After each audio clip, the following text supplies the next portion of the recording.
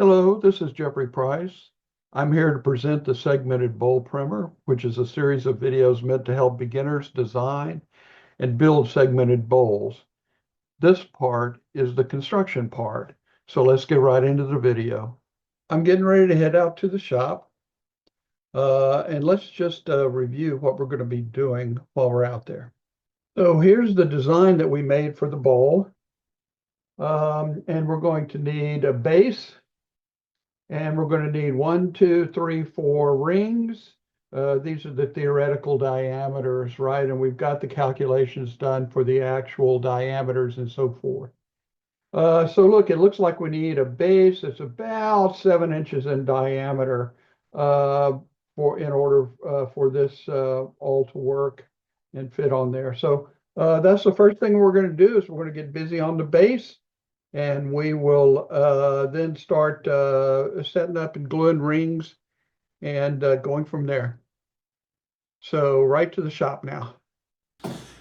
Okay, so I got me a 3/4 inch piece of walnut. Got myself a nice 7 inch diameter circle, and we're going to give her a cut.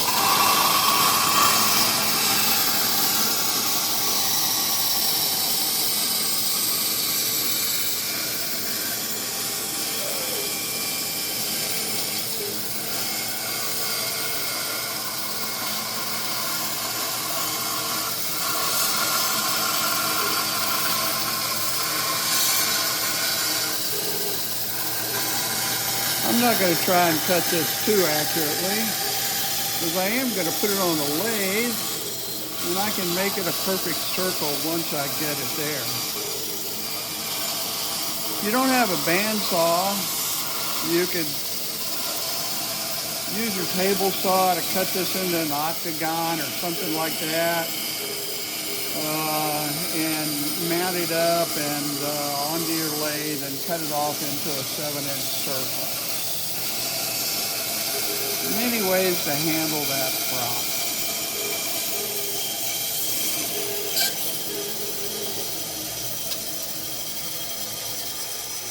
Okay, so I have here 3 items. I've got a scrap piece of pine, rounded and fit onto a faceplate. I've got a piece of newspaper that's cut to the same diameter as that, and I've got my piece of walnut that's going to make the base.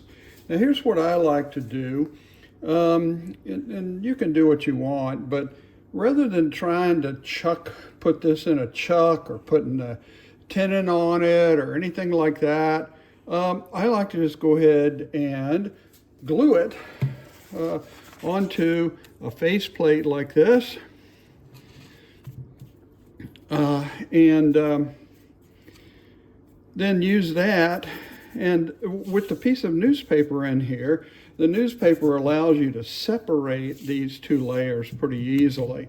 So you've probably seen that around in various places as a way to do this kind of stuff. Okay, so I have never had a failure of a piece of newspaper holding 2 things together, as long as I've been careful about it, but I've never had a failure. And you see all kinds of failures of people that have mortises or tenons or whatever, and maybe they have to do that for some of the kinds of wood that they use, but I don't really think it's necessary for this, and I've always been successful. The drill press has a wide enough throat to handle these kinds of things, even over the diameter that my lathe will handle. Now let me make sure I get that pretty close to centered. It doesn't have to be exact, of course. If I needed it exact, I'd work on it more. But there. All right. So I've got that gluing now. We'll come back and work on it later. So I've got the base right here, all glued up and ready to cut, and I'm going to start cutting this until it's round.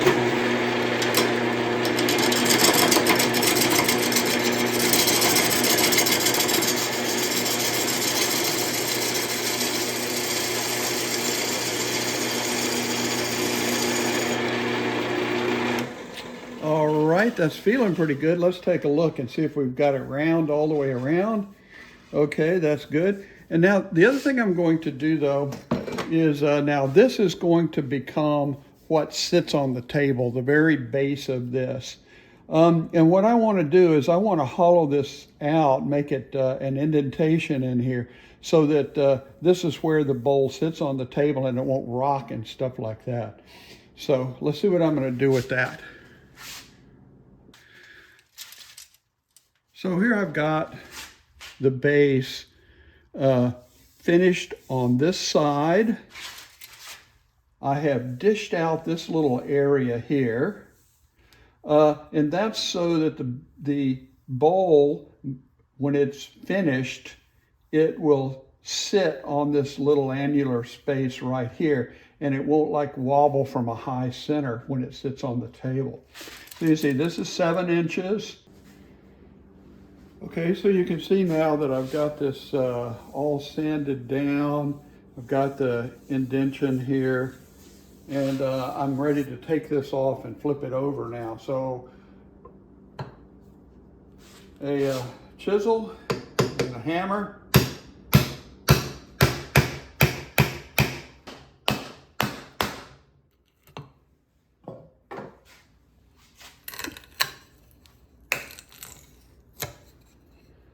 Okay, there we are. Taking a little bit of the faceplate with it, but that's okay. This is all going to be faced off, and after I glue this back down here, then when we finish building up the rest of the bowl and finishing it, we'll break it off here, and our bottom will be in decent shape. Here's the base taken off of the lathe and taken off of the faceplate. Another piece of newspaper, and so this is going to go that way. Now, when I put glue on here, I want to be careful not to let stuff run down into that indentation. So I'm going to try and keep the glue out this way, but of course this is going to have to hold the whole bowl. As I build up the segments, as I build up the segments on the other side, this side and newspaper and stuff has to hold the whole bowl together and work on the lathe without breaking off. So I want to be sure and get this glue joint good, but I want to be careful not to get much down into here to the indentation, because it's hard to get out when we've broken the bowl off of the lathe and we're trying to get the final work done on it. All right, that looks like that'll do. Newspaper. Now it doesn't matter on this side, the newspaper will keep any glue from getting down into the indentation. Make sure I have plenty though around the edge. This is where this edge right here, of course, is where the strength is going to be in holding it on the lathe while we turn it. So let's make sure we get glue out to the edges.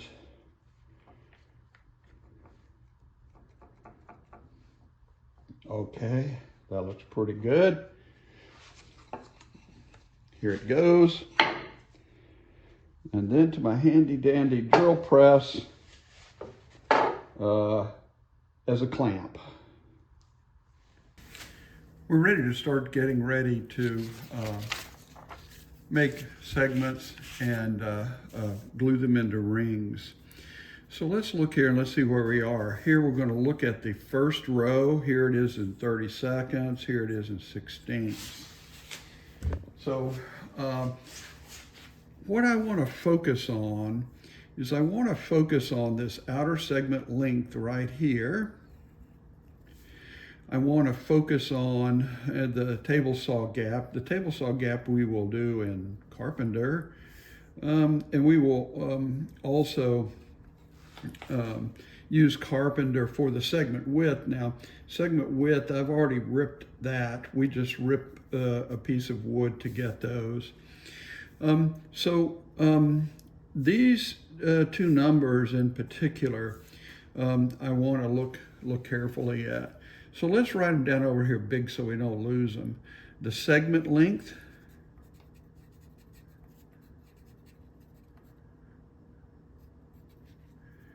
is 1.5243, and the table saw gap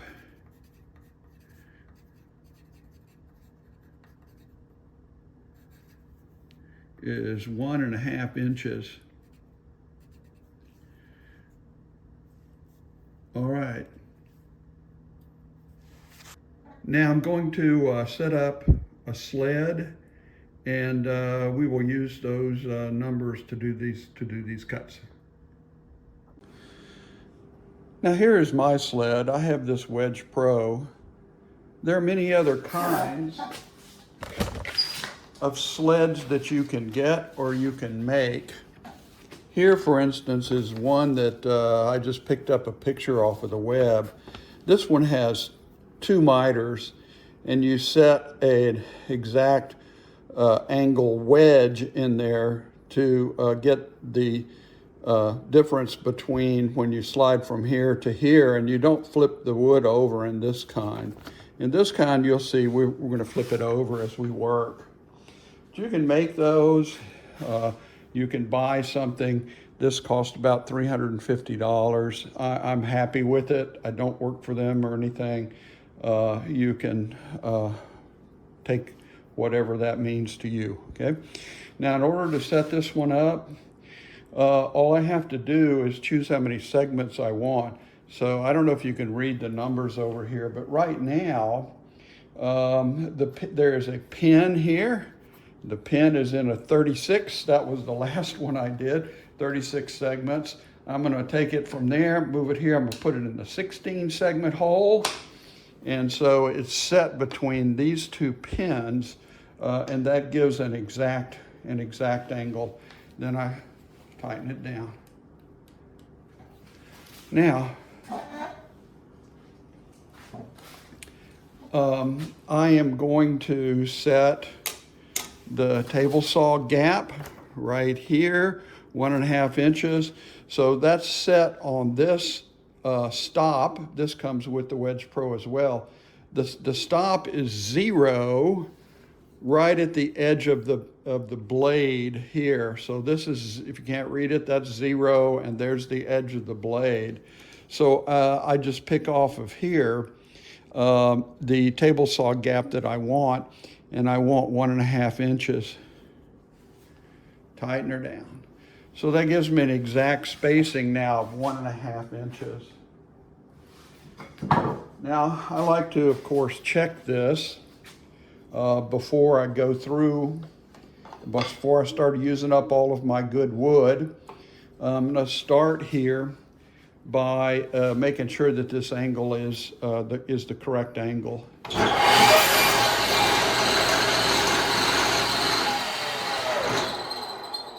So using a scrap piece of cherry. Now see, it doesn't matter here on the gap, I'm sorry, in the segment length, it's between here and here, so it doesn't matter how wide this piece of material is, you're going to get the same segment length.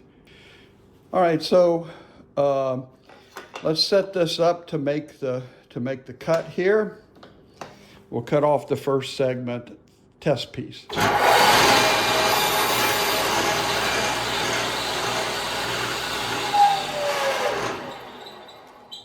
So notice how the sled is arranged so that the pieces fall off away from the blade and then drag them back.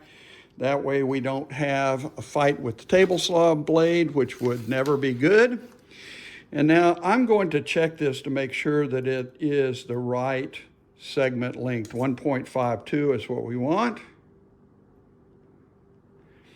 And I've got 1.527. So I'm good, that's close enough. Anywhere, I always shoot to within 100th. So anywhere from 0.151 to 0.153 is good. And we are at 0.12. We're really close there. So we're good. Now, why do I need it really close? Well, think about it. If this was off by, say, a 1/16 of an inch here, then you've got 16 segments, right? So each one's a 1/16 of an inch short, 16 segments. That would mean that it is a full inch off in the circumference, which translates to about 1/3 of an inch in the diameter of the ring. And 1/3 of an inch, that's not going to work out so good with these measurements and so forth and the closeness that we have of cutting. So I'm happy with this, 1/100th of an inch. That's going to come to within like 0.3 inches, 1/4 of an inch of 0.03 inches, which is less than a 128th or something like that. So we should be really good in the diameter. Now, of course, this is a test piece. I'm going to go get the real piece that we're going to use. 1 at 11/32, and that's what I've done here now. So we're ready to set this up and ready just to cut. We're all set up.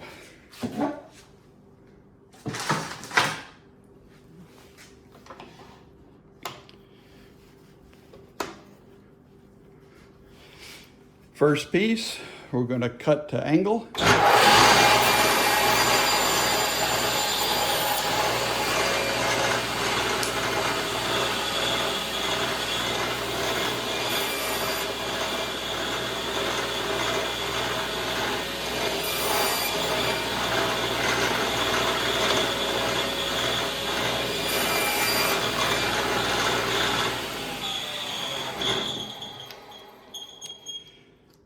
All right, so there's 4.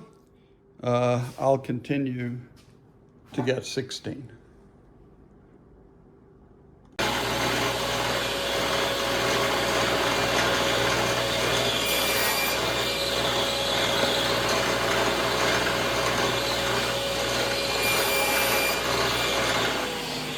That's 16.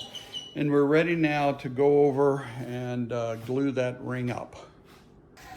So I've got the 16 rings over here laid out. Now, what I normally do, and I've already actually done this, is just to make sure that these edges are clean and ready to fit next to his neighbor without any trouble. I usually go around and just hit this with a sanding block real quick, make sure that that's the case. Okay. Now, let's check this, make sure everything's good. Here's a 4-foot zip tie. With a 4-foot zip tie, I can do stuff up to, and do these rings up to about 1 foot in diameter, which is about as big as my lathe will hold in its normal mode. All right, so we'll pull it up tight. And now I'm just going to check it. Should have these corners fit all the way around and nice and flat.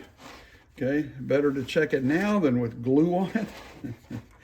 And about the only mistake that I could have right now is if I only had 15 or if I had 17 of these segments. You can see how nice this is, how nice it's set up in there. That's because of the accuracy of the cut that the table makes, the sled makes. So I'm ready to glue this. Let's do this. I'll go ahead and pop this off. And now you know you can reuse these, right?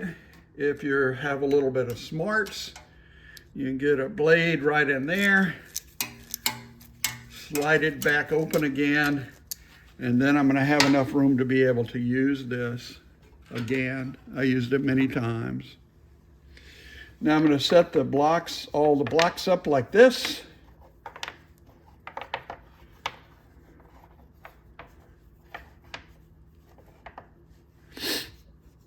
And then you can do what you like. You can set up your procedure, whatever is comfortable to you. I'll show you what my procedure is. Now, this is a piece of 3/8 inch ABS plastic. That's something that scrap that I found somewhere. You could use a piece of plexiglass or maybe a cutting board, something that the glue doesn't stick too well, because you're going to get glue all over it. Okay, and you'll see how that happens. Now let's do this. Each one needs some glue. Here we go.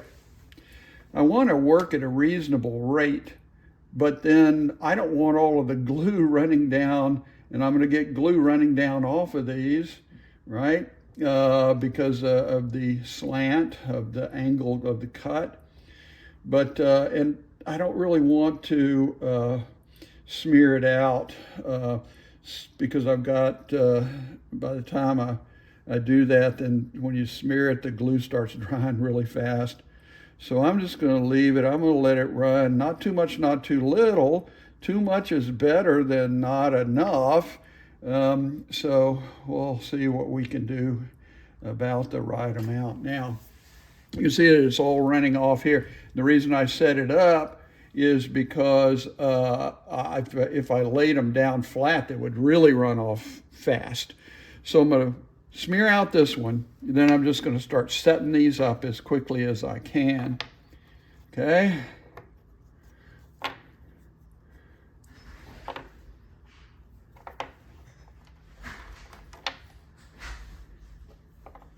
I'm going to go to Walmart.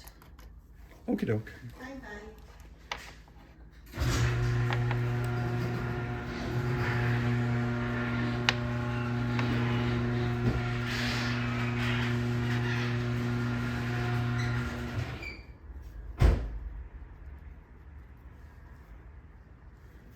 Okay.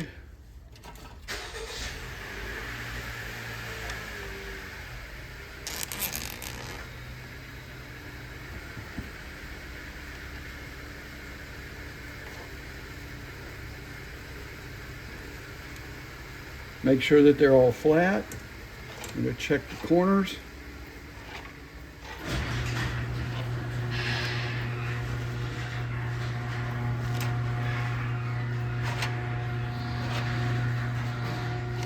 And right here where the clasp is, I especially did check that, but it's fine. So this is good. Now, glue is pretty good. It's going to set up to almost anything. So I'm going to get busy, at least on the side that I put down on the board. I'm going to get rid of most of the glue, and then I'm going to get rid of most of the glue off of the board. Like that.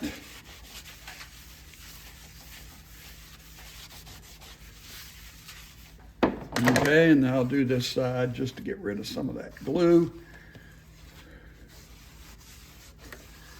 And I'll check this one more time. Make sure not too much glue will run down from the inside. Nice towel, scrap towel.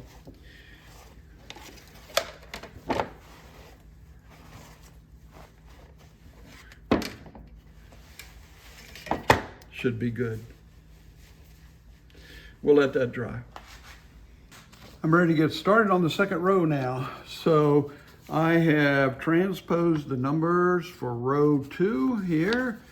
Segment width of 1 and 9/32, a segment length 1.7224, and table saw gap of 1 1/16. Okay, so I'm ready to rip this. I've got the table saw set here to 1 and 9/32.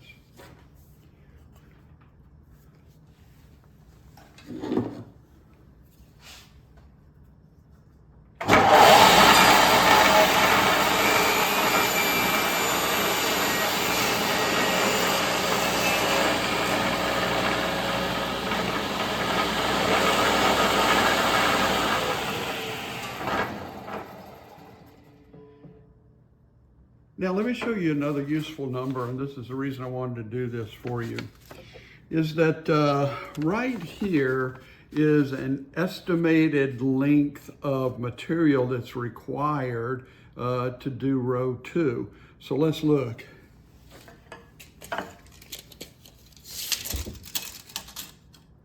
This piece is only 15 inches, okay?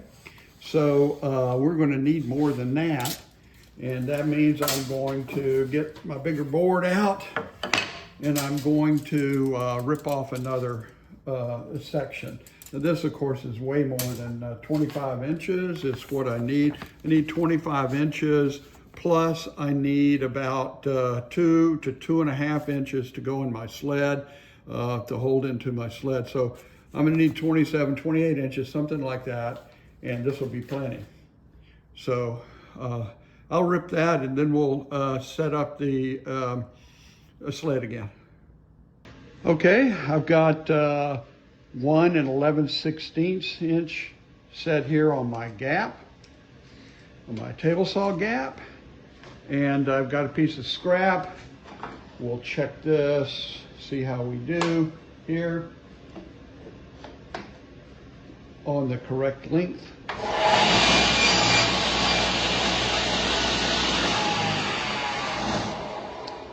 I want 1.7224. 1.719, so that's just a little bit under it, 1.72. This is almost 1.72 here. So that's good. First try.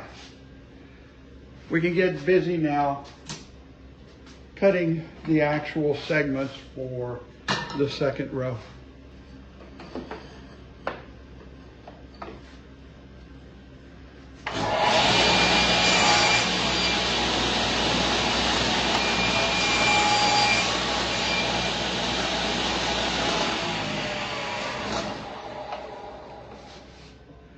There's 8, and now this little piece right here left over, I can't use that anymore. So that's the other couple of inches that you have to do.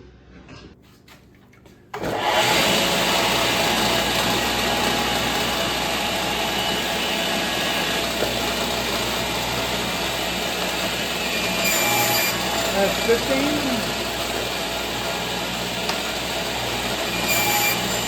And 16. Okay, next ring. We'll get busy and glue this one up.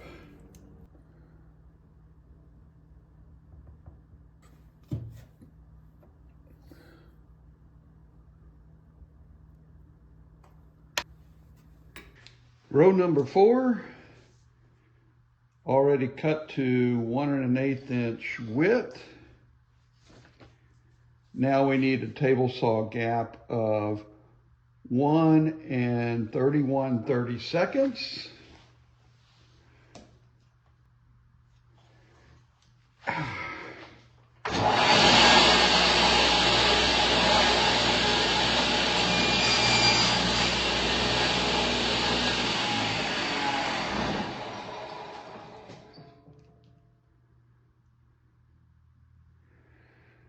Okay, now I've got 2.015. I've got it to even almost another digit of accuracy. So we're in great shape there now with the setting, and we are prepared to move on with cutting ring number 4.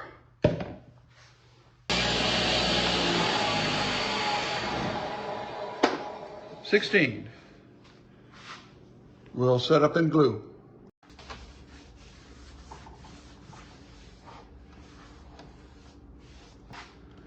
Okay, so you can see here that I've got all 4 rings done now. Now I'm going to give them a little plane, just enough to take off just a little bit. That's all I need.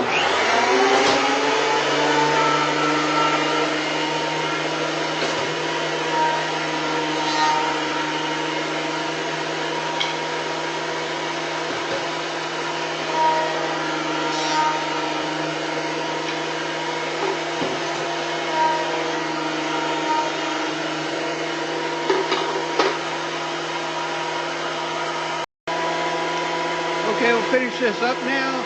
Just a little touch, that's all it takes.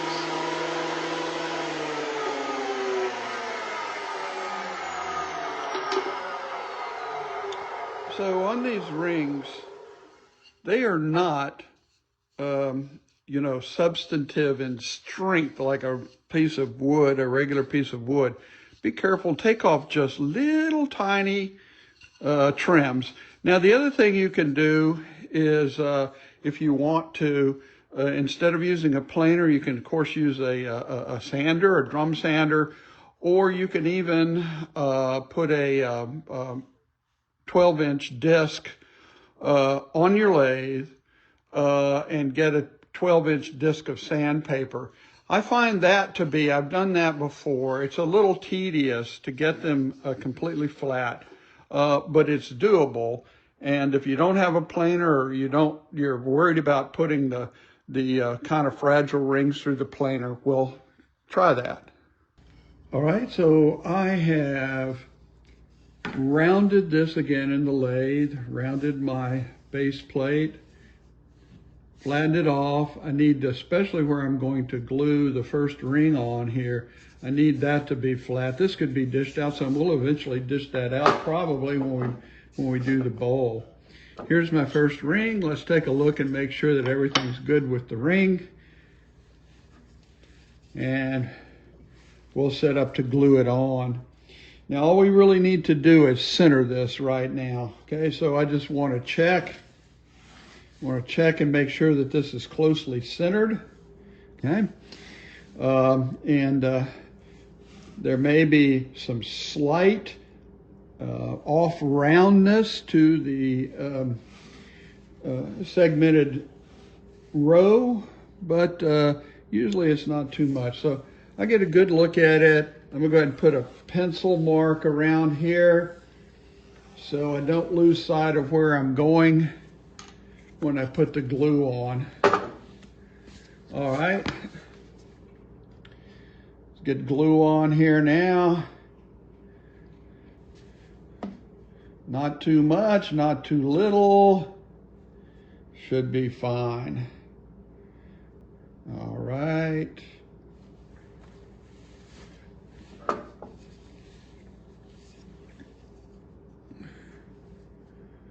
Get that recentered on there. Press it down some, squeeze out the glue. And then I am going to take this over and clamp it. Now I've got the first ring glued onto the base here and set up in the lathe. Now all I'm going to do right at the moment is round this, and I'll talk about exactly why I'm going to do that in a few minutes.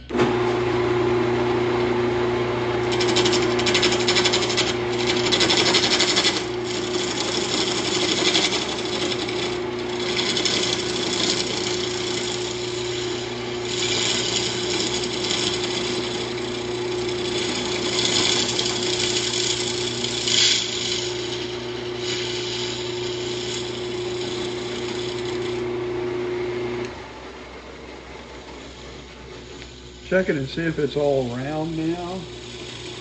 Oh, there's some here. I've got to cut some more off.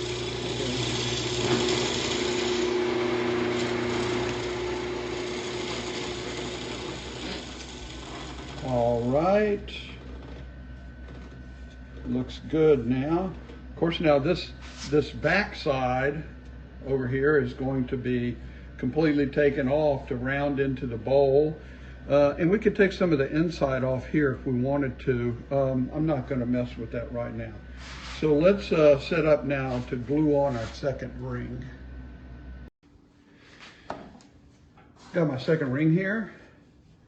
And now we're going to glue this onto here. Now let me give you a couple of important points. First of all, I promised you that you do not want to try and line up these segments like this. You are always going to wind up with a little bit out here and there. It's not going to be straight, and it's not going to look nice at all. You're going to be able to see that it's not straight down there. And this is the usual protocol. What people virtually always do is set it off half a segment, and each ring then set off a half a segment like that. Okay, now the other pointer here.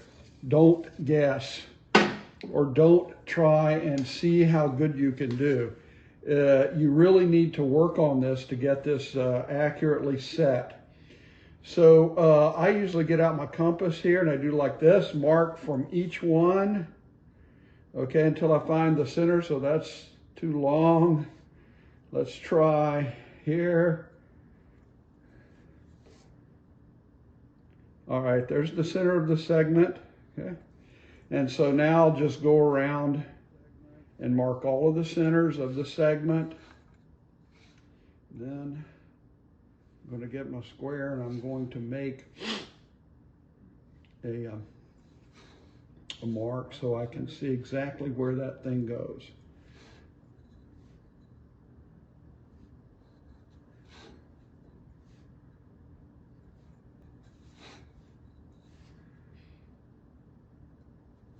This is a little tedious, but in the long run, it's worth it. Now, if I had 48 segments or something like that, I probably would do every other one or something instead of every one. Now I'm going to get my square and I'm going to mark this all the way around. So I finish this up.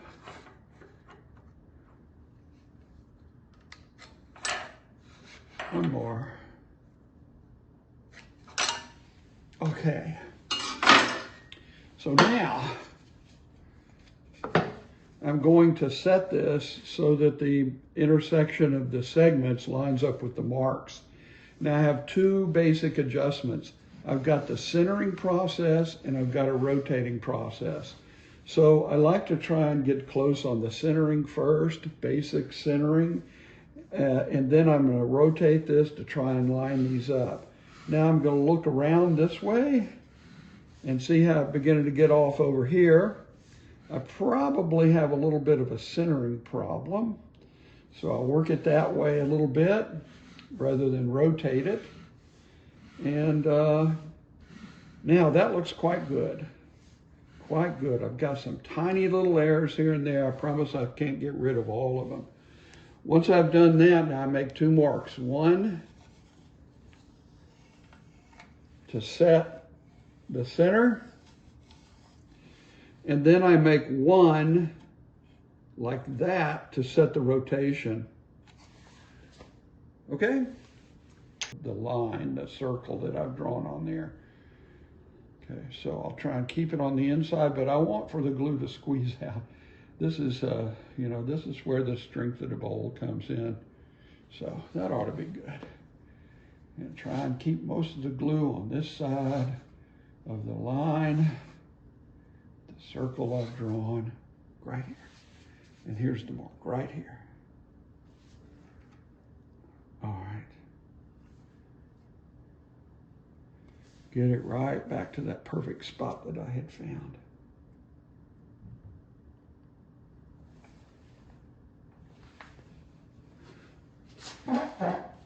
Okie doke.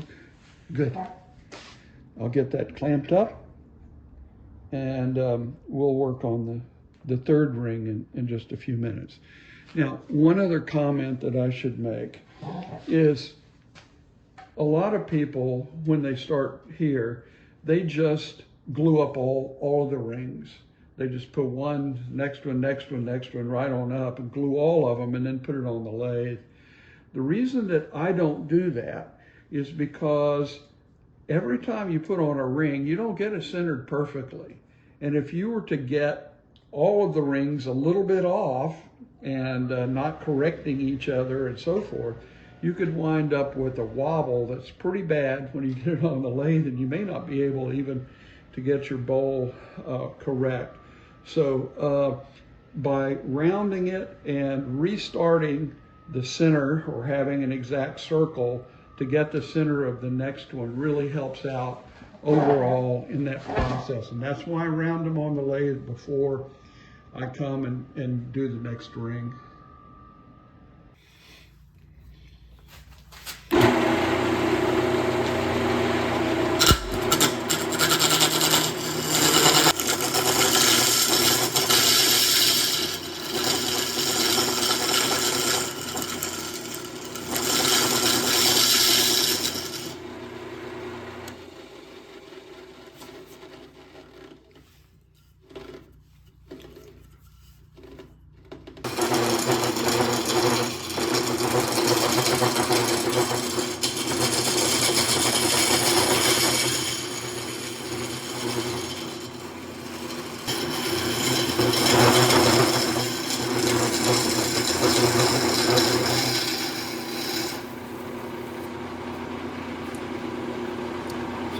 work along here, working down until I get rid of where the stair step kind of thing starts, and begin to get it into the smooth section.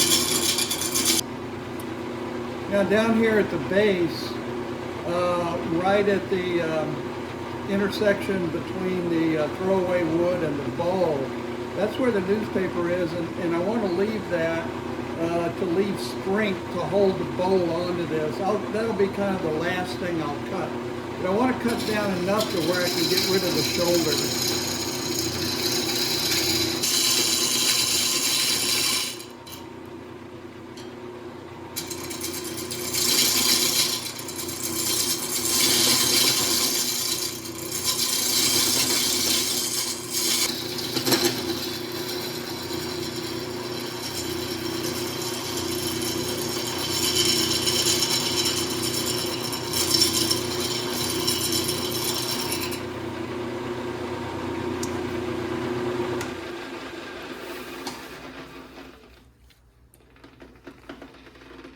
So that's pretty rough, but you can see that I've already got it shaped like the bowl should be shaped, basically. I'll take some more off around here and so forth.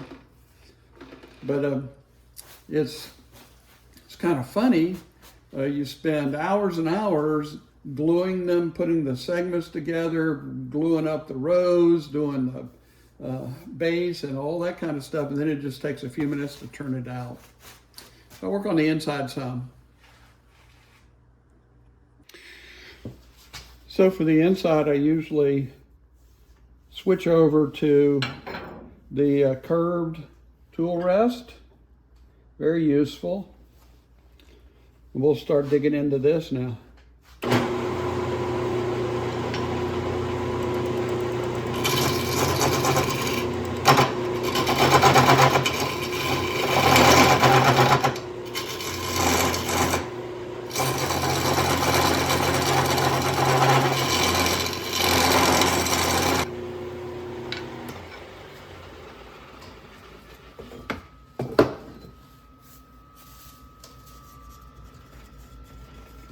Well, I keep getting some catches here and there, and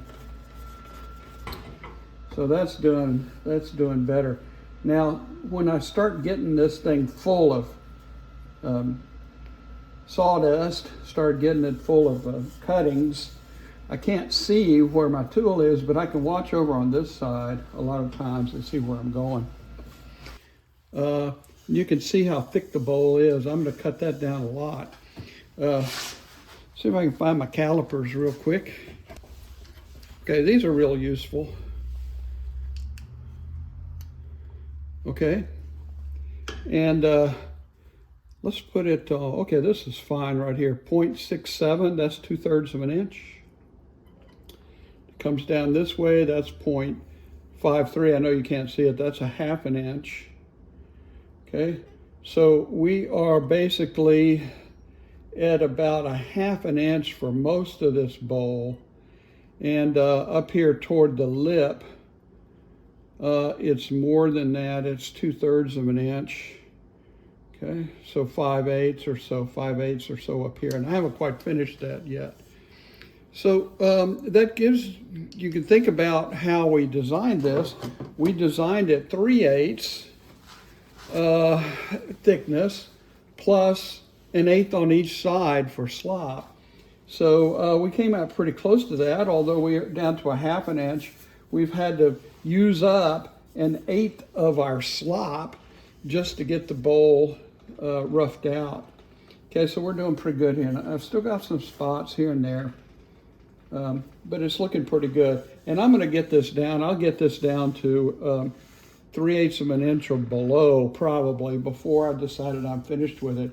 Because a nice thin bowl, if it's not too thin, is really wonderful, light, and feels really great. So I'll work on that some more. So I'm sure you've figured this out by now already, but I'm very much an amateur and still learning how to use a bowl gouge, how to set it exactly to get it done, but that's not too bad. And since it cuts, it leaves this a lot better. Now, it's rough, It's rough in that it's not a nice smooth surface, but it doesn't have the super roughness of the scraper, the carbide tipped scraper cutter that we have. And so what I'm going to do from here is I'm going to continue to cut this down a little bit. I'm going to make this, and of course I need to round the edge off here and stuff.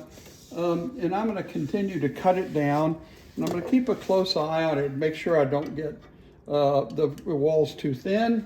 Okay, so right now, I'm sure you can't read that, but it says 0.51. I'm right at 1/2 inch now at the lip, and 1/2 inch, 0.48, 0.41, 0.36. So down here, I've gotten to my 3/8 of an inch that I had originally designed for. This is still thick up here toward the end. So I'm going to continue to cut that down and work on it and keep a close eye on the walls to make sure that I don't get too thin and have the bowl break apart on me. Okay, I'm ready to sand now. Got some 150 grit.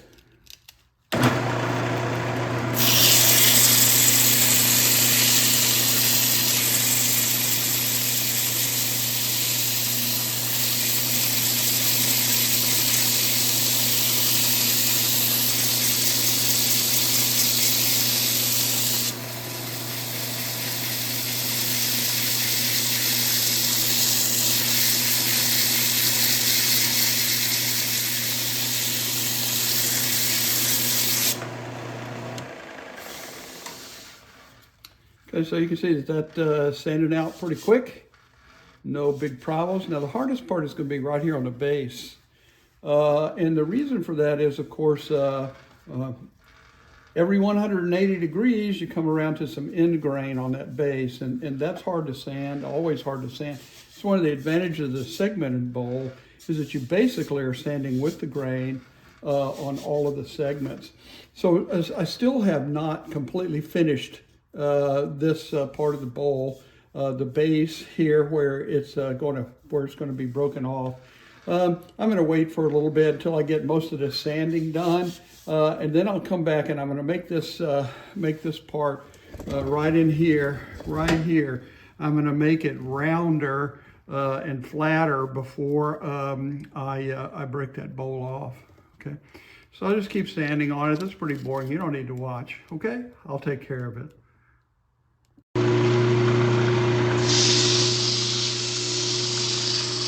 Okay, so I'm getting close to being finished with this sanding. This thing's looking pretty good.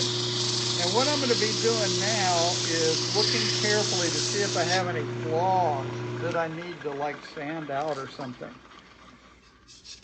This is kind of what makes the difference between a nice bowl and a really beautiful bowl, is to get rid of some of these little spots like this right here. See there's a little chip or something right there. Another one right here. Everybody does these differently, but I can if I go right after that point, it'll look bad for a second until you turn the lathe back on and resand, and you'll be fine. So that's what I'm looking for now as I'm going around and working on this bowl to make it as perfect as I can get. Now here's another problem that crops up, is like right here. This is on the end grain of the base, and you can sand and sand and sand, and it's very difficult to get out by sanding. And it's because the grains of the fibers of the wood lay down and hide where you're trying to sand and keep you from sanding it off. So here's a trick. Get some sanding sealer. Okay, get some sanding sealer and put a little bit on here. Use a Q-tip or something and put a little bit on where it's not doing well, where it's not sanding well. Probably have the same thing over on the other side, but maybe not. And wait for that to dry and then sand it, and you'll find that it'll come out. The same thing will work on the inside, on the bottom, on the inside of the bowl if you have any kind of problems there. Okay, so I put some sanding sealer on this base down here at the bottom, sanded it off with 150 grit, and I'm quite satisfied with how it came out. All of those spots where the fibers of the wood had bent over on the end grain are gone now. So I'm going to move on now to 220 grit.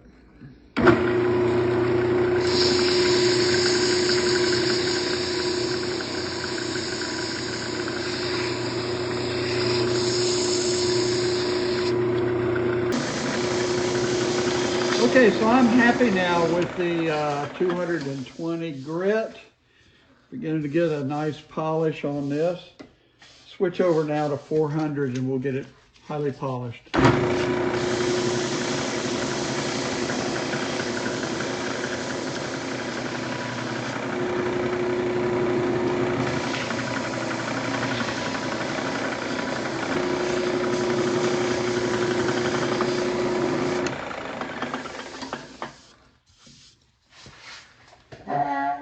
So that's looking pretty good.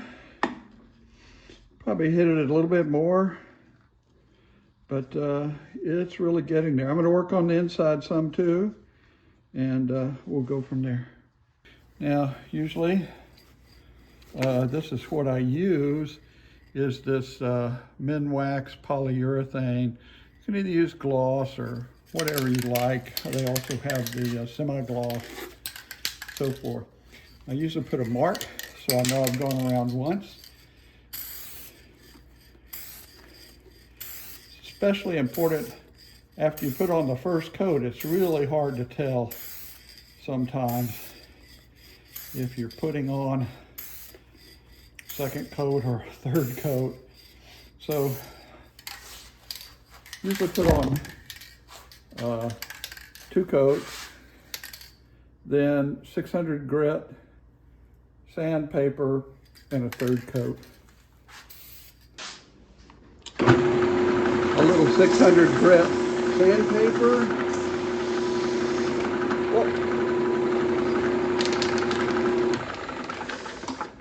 Just to take any last little stuff off of it, and final coat.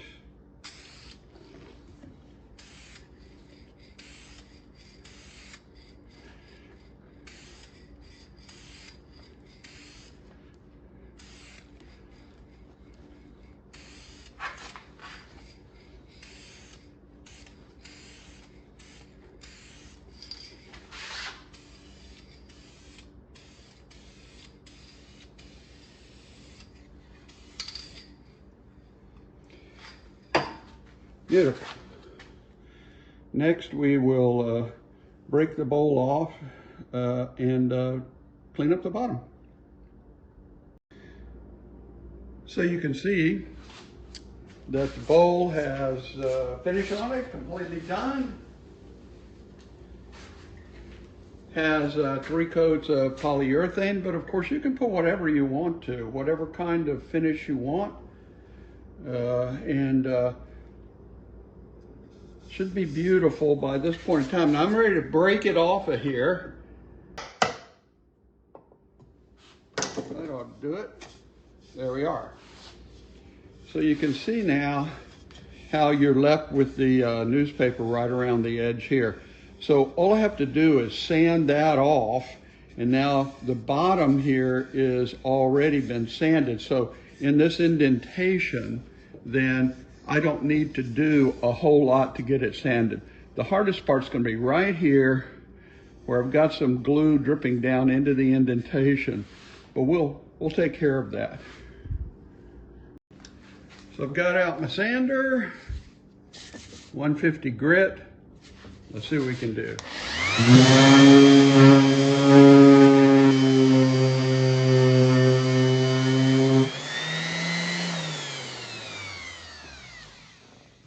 I've got down a cloth here on my plastic board. That keeps from damaging the lip of the bowl. And see, I've already got most of it off here now and have only this. Now, what I'll do now is I'll probably go ahead and get some acetone, and this glue dissolves with acetone. This is the Titebond Ultimate, and it's waterproof. That's what I've been using, and it's waterproof, more waterproof than the other kinds of Elmer's glue or Titebond or whatever. So if you use those other kinds, you may be able just to get it up with some water, get most of it off with some water. And I can also sand this off. In fact, I'm going to sand on it a little bit more now.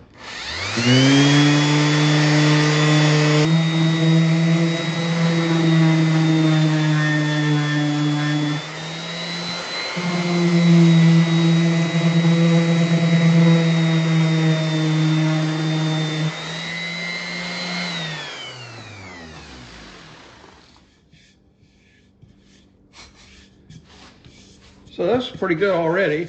I'm going to work on down to 400 grit, so that's nice and smooth, and pick it up from there. You can see now I got this sanded off nice. I put my logo on there. We'll get a little bit more of this. I made sure I cleaned all the sawdust off of the edges and so forth before I started putting that on. And that's going to look real nice. I'll probably put another coat. I will put another coat, and we'll be done. So I'm back in my office now. Thought you might like to just get a good look at the completed bowl. Looks really nice. Very few flaws. Has a good finish. I hope you've enjoyed constructing this bowl with me. Maybe you'll want to stick around and see part 3, which I talk about the design of patterns and colors into your bowl. So thanks for joining me.